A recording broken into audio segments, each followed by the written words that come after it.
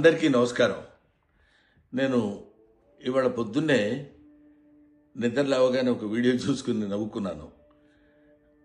నేను నిన్న మోహన్ బాబు గారి ఫంక్షన్కి వెళ్ళేటప్పుడు లేట్ అయిందని కొంచెం హడావుడిగా వెళ్తున్నాను. అంతలోకే దయాన్ని ఎదురయ్యాడు. ఏదో పిచ్చపాటి మాట్లాడుకున్న తర్వాత రాన్న ఫోటో తీసుకుందాం అంటే వద్దండి ఫోటో వద్దేమొద్దు అని చెప్పేసి నేను చకచక లోపలికి వెళ్ళిపోయాను. అది చాలామంది మిత్రులు కొంచెం అపార్థం చేసుకున్నట్టున్నారు.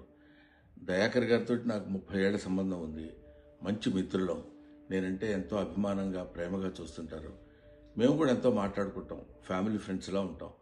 అటువంటిది సరదాగా ఆయనతో నాకున్న చనువుతోటి నేను ఉండండి అని చెప్పేసి చేయిలా తోసి వెళ్ళిపోతే దాన్ని నేను ఆయన ఏదో కావాలని తోసినట్టు ఏదో ఒక రకమైనటువంటి మిస్అండర్స్టాండ్ తోటి మీడియా మిత్రులు అలాగే దాన్ని అపార్థం చేసుకున్నారు.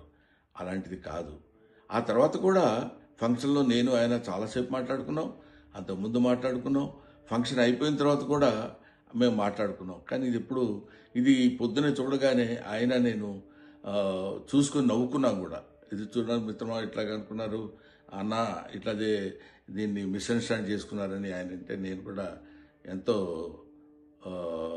అయ్యో ఇదేంటి ఇలా జరిగిందని ఆయన్ని ఎక్కడ అపార్థం చేసుకుంటారో అని అలాంటిది కాదు అని చెప్పడానికి క్లారిటీ ఇవ్వడానికి మాత్రం మీ అందరికీ ఫోన్ చేసి చెప్తున్నాను. దయచేసి అలాంటిదేం లేదు, మిస్అండర్స్టాండ్ చేసుకోవద్దు.